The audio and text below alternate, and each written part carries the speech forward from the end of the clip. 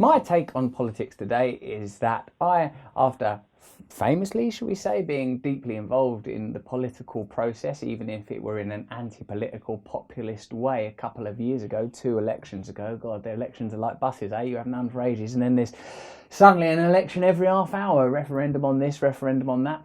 My position since then has altered in that I feel that my focus and my connection is transcendent of the limitations of conventional politics, and that I no longer want to be confined to that playing field, which was kind of comparable to the position I had then, which was, hey, politics is much too centrist. There's no genuine options or alternatives being presented here.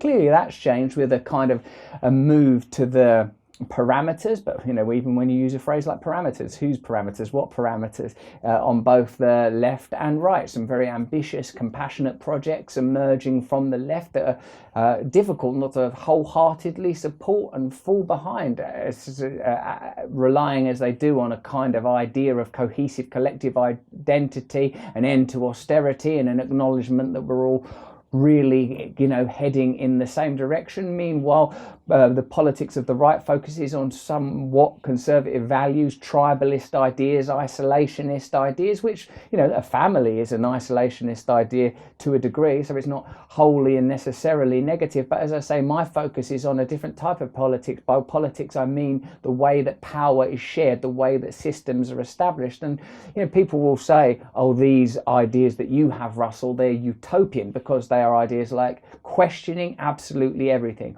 All of the things that are not placed on the table for discussion, consider why that might be.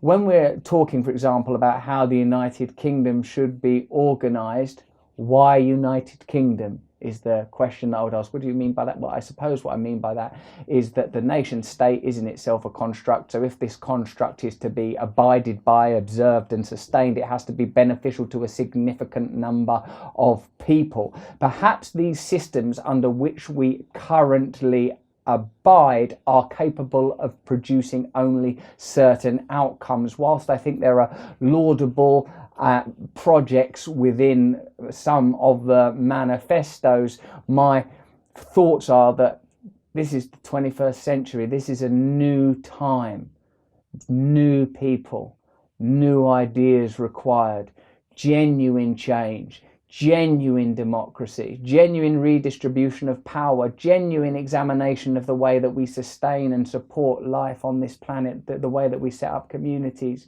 So I think anyone would guess which way I would vote in an election in pretty much any country. Generally speaking, what is the political representation of compassion and kindness and oneness? I would look for the closest thing, but I would still maintain that what the life I want to live, the world that I want to live in, exists outside of these value systems. We are living in the post-industrial age. Ideologies formulated for the industrial age are almost by virtue of the march of history defunct. Industrialism determines that a human's primary role is to work.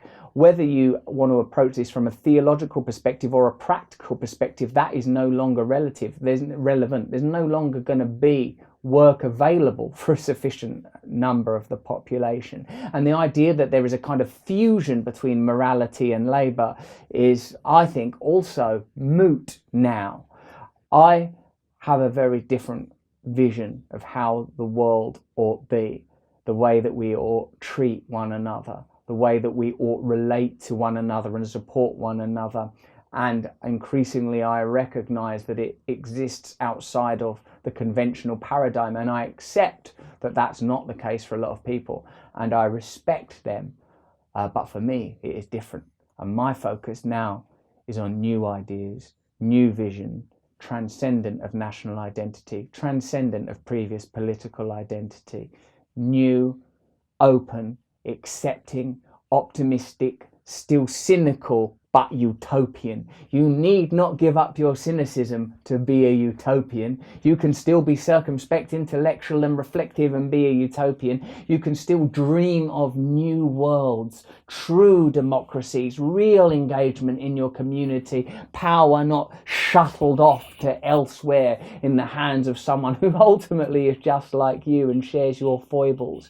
We have a genuine chance to explore the inner and outer world world in new ways, to make genuine discoveries about the nature of consciousness, genuine discoveries about how it's possible to organize societies. And I would not limit myself to any old idea, not when we have the imagination as our landscape of potential and of possibility.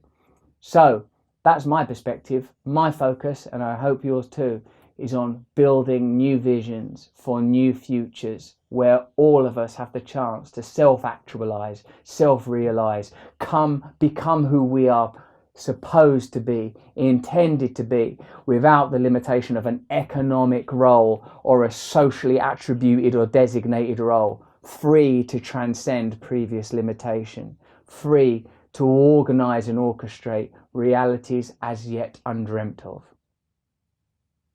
Oh yes, I have a dream. Hello, I'm doing these new videos more frequently now. Please hit the notification button at the end of this video, because then you'll get like a little bell when I post a new video, and I'd like you to get a little bell when I post a video. Then I can, I don't know, be buzzing away in your pocket. Sounds like I'd be like a little pocket mosquito. Anyway, subscribe, click the bell, because I want more people to watch the YouTube videos. You specifically.